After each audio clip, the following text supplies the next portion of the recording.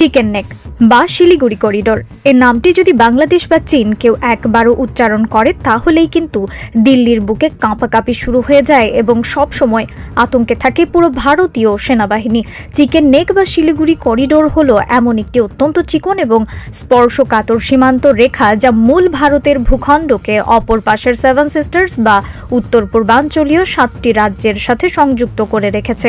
ভৌগোলিক এবং কৌশলগত দিক থেকে এটি ভারতের জন্য এমন এক শ্বাসনালী যার ওপর তাদের নিয়ন্ত্রণ একেবারেই নড়বড়ে। যদি কোনো কারণে বাংলাদেশ এই শিলিগুড়ি করিডোরের শ্বাস প্রশ্বাস বন্ধ করে দেয় তবে মুহূর্তের মধ্যেই দুই ভাগে বিভক্ত হয়ে যাবে গোটা ভারত। মূল ভারতের সাথে তাদের সেভেন সিস্টার্স সব ধরনের যোগাযোগ চিরতরে বিচ্ছিন্ন হয়ে যাবে। আর ঠিক ভারতের এই সবচেয়ে স্পর্শকাতর এবং ভয়ঙ্কর দুর্বলতার জায়গা অর্থাৎ চিকেন নেকের ঠিক পাশেই বাংলাদেশ এখন গড়ে তুলছে এশিয়ার দ্বিতীয় বৃহত্তম বিমান ঘাঁটি লালমনিরহাট এয়ারবেস। এই লালমনিরহাট এয়ারবেসের নাম শুনলেই দিল্লির বুকে কাঁপন ধরে যায়, কারণ এটি এমন একটি অভাবনীয় এবং বিধ্বংসী এয়ারবেস যেখান থেকে মাত্র 2 মিনিটেই চিকেন নেকে অতর্কিত হামলা চালানো সম্ভব। আর এই একটি মাত্র কারণেই চিকেন নেকের নাম শুনলেই দিল্লির আত্মা কেঁপে ওঠে। পেন্টাগন থেকে শুরু করে দক্ষিণ ব্লকের কর্তাদের রাতের ঘুম হারাম হয়ে যায়। বর্তমানে অত্যন্ত জোরে সোরে এই লালমনিরহাট এয়ারবেসের নির্মাণ কাজ এগিয়ে চলছে। আর সবচেয়ে বড় চমকটি হলো এই মেগা প্রকল্পের কাজটি দেওয়া হয়েছে খোদ চীনকে। এখানে শুধু কাজই নয় বরং অত্যন্ত শক্তিশালী চীনা যুদ্ধ বিমান J-10C মোতায়েন করা হতে পারে বলে এখন জোরালো জল্পনা শুরু হয়েছে।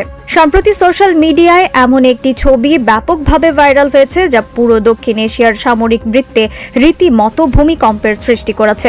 সেই ভাইরাল ছবিতে খুব স্পষ্টভাবে দেখা যাচ্ছে যে চীনের একটি যুদ্ধ বিমান তৈরির অত্যন্ত নিরাপদ কারখানার ভেতরে J-10C তৈরি হচ্ছে এবং সেই বিমানের গায়ে বাংলাদেশের পতাকার মতো হুবহু একটি পতাকা দেখা যাচ্ছে।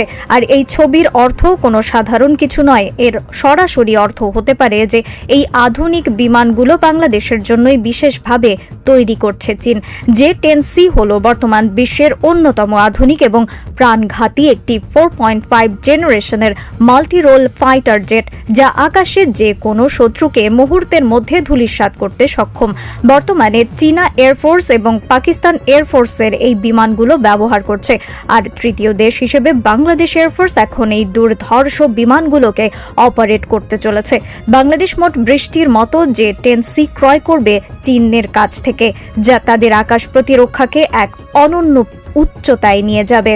বাংলাদেশের পররাষ্ট্রমন্ত্রীর সাম্প্রতিক চীন সফর। বাংলাদেশের প্রধানমন্ত্রী তারেক রহমানের প্রথম বিদেশ সফর হিসেবে চীনকে বেছে নেওয়া এবং ডক্টর ইউনূসের J-10C চুক্তির বিষয়টি সবকিছু মিলিয়ে আমাদেরকে একটি অত্যন্ত স্পষ্ট বার্তা দিচ্ছে যে J-10C যে কোনো সময়ে বাংলাদেশের মাটিতে ঢুকে পড়তে পারে। এমনকি সাম্প্রতিক সময়ে বাংলাদেশ বিমান বাহিনীর প্রধান air chief marshal Hasan Mahmud Khan অত্যন্ত দৃঢ়তার সাথে ঘোষণা দিয়েছেন যে খুব শীঘ্রই বাংলাদেশের মাটিতে নামতে চলেছে অত্যাধুনিক 4.5 জেনারেশনের ফাইটার জেট।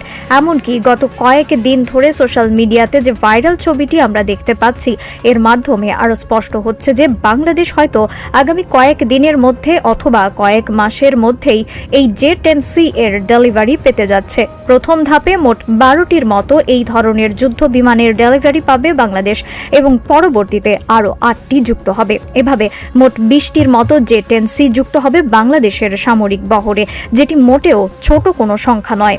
আবার সাম্প্রতিক সময়ে অনেক খবরে দেখা গেছে যে বাংলাদেশ ইউরোফাইটার টাইফুনেরও ডেলিভারি পেতে চলেছে। আসলে ওই খবরগুলো কিন্তু মিথ্যে কোনো খবর নয়। বাংলাদেশ সত্যি ইউরোফাইটার টাইফুনের ডেলিভারি পাবে, কিন্তু সেটা 2 বছর পর, এখনই নয়। এমনকি পাকিস্তানের JF-17 থান্ডার রয়েছে, সেগুলোও ব্যাপক হারে বাংলাদেশ পাবে, কিন্তু সেগুলো পেতে 2030 সাল পর্যন্ত লেগে যেতে পারে। তাই আপাতত বৃষ্টির মতো J-10C পাবে বাংলাদেশ। আর এই J-10C পাওয়ার পর J-10C পাওয়ার পরে অন্তত 2-3 বছরের মধ্যে আর কোনো ফাইটার জেট যুক্ত হবে না বাংলাদেশের বহরে। এখন আপনারা হয়তো অনেকেই বলতে পারেন যে ভাই, আমরা তো দীর্ঘদিন ধরে এই ধরনের খবর দেখছি। কই, এখনও তো বাংলাদেশের কোনো J-10C আসলো না বা বিদেশি কোনো ফাইটার জেট এখনও বাংলাদেশ ডেলিভারি পেল না। আসলে যখন কোনো দেশ যুদ্ধ বিমান অর্ডার দেয় তার ডেলিভারি পেতে কমপক্ষে 4 থেকে 5 বছর লেগে যায়। যেমনটা ভারত 2006 সালে ফ্রান্সের কাছে রাফেল অর্ডার দিয়েছিল, আর তার ডেলিভারি পেয়েছে ভারত 2020 সালে, অর্থাৎ প্রায় 14 বছর পরে ভারত রাফেল যুদ্ধ বিমানের ডেলিভারি পেয়েছিল। অথচ এই দিকে বাংলাদেশ 2025 সালে অর্থাৎ গত বছর J-10C অর্ডার দিয়েছে এবং 2026 সালের শেষের দিকেই তার ডেলিভারি পাচ্ছে। অর্থাৎ মাত্র 2 বছরের কম সময়ে বাংলাদেশ J-10C ডেলিভারি পাচ্ছে, যা সামরিক ইতিহাসে এক অভাবনীয় রেকর্ড। লালমনিরহাট প্রসঙ্গটি এখন দক্ষিণ এশিয়ার সামরিক ও কৌশলগত আলোচনায় নতুনভাবে গুরুত্ব পাচ্ছে, বিশেষ করে উত্তরবঙ্গের ভৌগোলিক অবস্থান এবং ভারতের তথাকথিত চিকেন নেক বা শিলিগুড়ি করিডোরের নিকটবর্তী হওয়ার কারণে এই অঞ্চলকে অত্যন্ত সংবেদনশীল হিসেবে বিবেচনা করা হয়। সামরিক বিশ্লেষকদের মতে ভবিষ্যতে যদি বাংলাদেশ তার বিমান শক্তি আধুনিকায়নের পথে আরও এগিয়ে যায় এবং উন্নত যুদ্ধ বিমান যেমন J-10C বা সমমানের প্রযুক্তি অর্জন করে, তাহলে আঞ্চলিক শক্তির ভারসাম্যে একটি বড় পরিবর্তন দেখা দিতে পারে। কারণ আধুনিক এয়ার ডিফেন্স, রাডার নেটওয়ার্ক এবং দ্রুত প্রতিক্রিয়াশীল বিমান সক্ষমতা যে কোনো দেশের কৌশলগত অবস্থানকে বদলে দিতে সক্ষম। ভারতের শিলিগুড়ি করিডোরের দীর্ঘদিন ধরেই দেশটির জন্য একটি কৌশলগত দুর্বলতা হিসেবে আলোচিত। এই সরু স্থলপথটি ভারতের মূল ভূখণ্ডের সঙ্গে উত্তর পূর্বাঞ্চলকে সংযুক্ত করে, ফলে যে কোনো আঞ্চলিক সংঘাতের সময় এই অঞ্চলকে ঘিরে নিরাপত্তা উদ্বেগ বেড়ে যায়। এ কারণেই ভারত সবসময় বাংলাদেশ, চীন এবং পুরো পূর্বাঞ্চলীয় ভূ রাজনৈতিক পরিস্থিতির দিকে সতর্ক নজর রাখে। অন্যদিকে বাংলাদেশও গত 1 দশকে নিজেদের সামরিক সক্ষমতা ধীরে ধীরে আধুনিকায়নের দিকে নিয়ে যাচ্ছে, বিশেষ করে বিমান বাহিনী, নৌবাহিনী এবং ক্ষেপণাস্ত্র প্রতিরক্ষা ব্যবস্থায় উন্নয়নের আলোচনা নিয়মিত সামনে আসছে। বিশ্লেষকদের মতে দক্ষিণ এশিয়ার ভবিষ্যৎ নিরাপত্তা পরিস্থিতি নির্ভর করবে কেবল সামরিক শক্তির ওপর নয়, বরং কূটনীতি, অর্থনৈতিক সহযোগিতা এবং আঞ্চলিক স্থিতিশীলতার উপরও। কারণ বাস্তবতা হলো যে কোনো বড় সংঘাতের প্রভাব শুধু সীমান্তে সীমাবদ্ধ থাকে না, এর প্রভাব পুরো অঞ্চলের অর্থনীতি, বাণিজ্য এবং সাধারণ মানুষের জীবনের উপরেও পড়ে। তাই শক্তি প্রদর্শনের পাশাপাশি কৌশলগত ভারসাম্য বজায় রাখাও এখন সবচেয়ে বড় চ্যালেঞ্জ হয়ে উঠেছে।